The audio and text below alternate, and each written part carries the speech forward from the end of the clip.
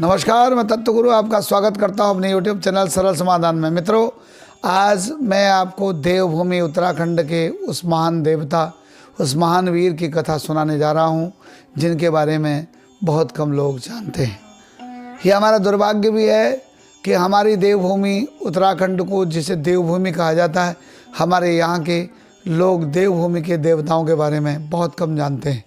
और विशेष रूप से आज की नई पीढ़ी तो हमारे देवताओं के बारे में जानते नहीं।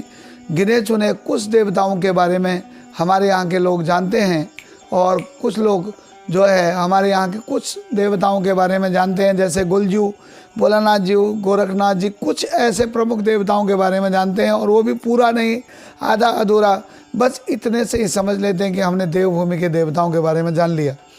परंतु ये महादेवता जितने भी हैं, इनके साथ इनकी वीर और इनके साथ शक्तियाँ चलती हैं, जिससे कि ये अपने भक्तों की मनोकामना पूर्ण करते हैं।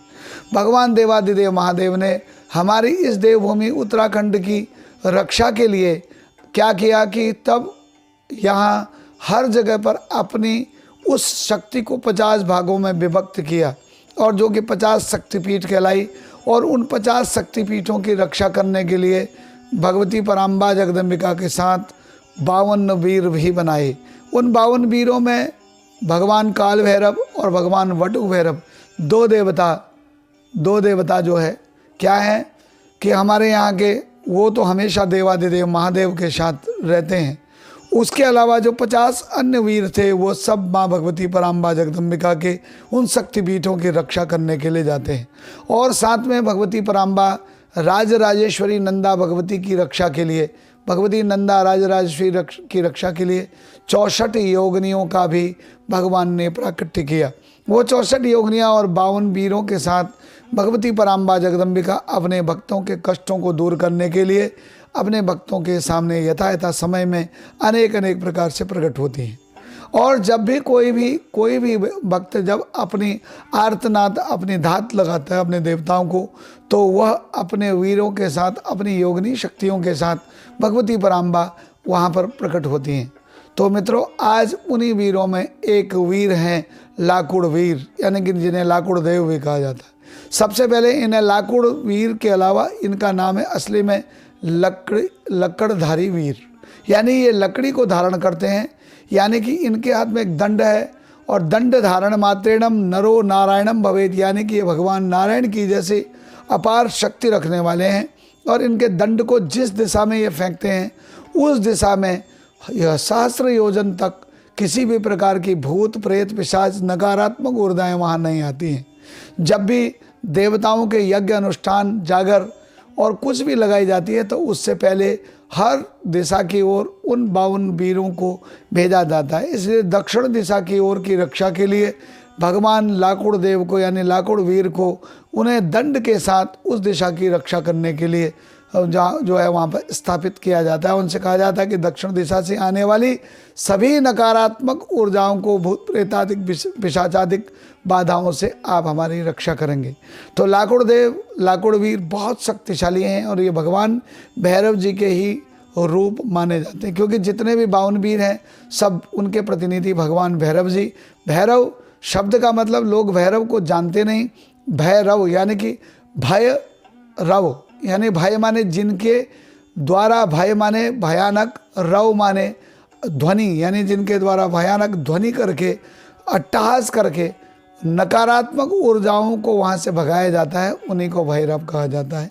और यह भैरव देव के ही एक अवतार रूप हैं। इन्हें 52 वीरों में प्रधान वीर माना जाता है। और साथ ही साथ आज हमारे उत्तराखंड में अनेक देवताओं के बारे में हम जानकारी नहीं रखते। अगर आज उत्तराखंड की बात, देवभूमि की बात आती है, तो यहाँ देवभूमि में मात्र कुछ झोड़े, चाचरी, न्योली गीतों को गा करके, और मात्र कुछ कॉमेडी वीडियोस को, जिसमें अंग्रेजी आदि भाषाओं को मिश्रित करके और मजाक के माध्यम से हमारे उत्तराखंड की पहचान मात्र इतना ही दे दिया जाता है। और हमारे उत्तराखंड के अलावा अन्य जगहों पर भी रहने वाले लोग इन चीज़ों को देख करके और सुन करके संतुष्ट हो जाते हैं। परंतु हमें यह जानकारी नहीं है कि ये न्योली, चाचरी, झोड़े और ये जो गाए जाते थे, ये गीत गाए जाते थे, ये अनेक प्रकार के वाद्य यंत्र बजाए जाते थे, अनेक प्रकार के जो ये नृत्य आदि किए जाते थे, ये यक्ष, किन्नर, गंधर्व और अप्सरा गणों के द्वारा किए जाते थे। परंतु किनके लिए किए जाते थे इनके बारे में हमें जानकारी नहीं। जिनके लिए किए जाते थे वो सब देवता थे, और यह देवभूमि ही देवराज इंद्र का स्वर्गलोक है। और यही स्वर्गलोक में देवराज इंद्र के दरबार में यही यक्ष, किन्नर, गंधर्व लोग इन्हीं सभी देवताओं के आनंद और मनोरंजन के लिए और उन्हें शक्ति प्रदान करने के लिए इस प्रकार के झोड़े, न्योली, चाचरी और इस प्रकार के अन्यान्य वाद्य यंत्रों से उन्हें रिझाया करते थे, उन्हें मनाया करते थे। आज मात्र हम रिझाने और मनाने की चीज़ तो हम जान गए हैं, परंतु किनको रिझाना है ये हमें जानकारी नहीं है।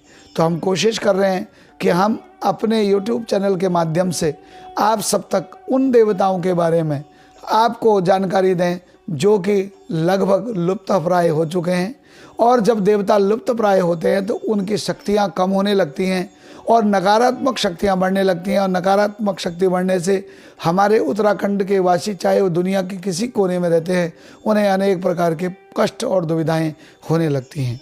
हम जब YouTube और Google आदि को हम खोलते हैं तो उसमें जब हम उत्तराखंड के देवताओं के बारे में डालते हैं तो उसमें लेख देकर कुछ ही देवता, प्रधान देवताओं के बारे में हमें बताया जाता है, समझाया जाता है। और हमारे यहाँ के प्रबुद्ध वर्ग के लोगों ने भी इस पर अपने जो है प्रकाश डालने की कोशिश नहीं की।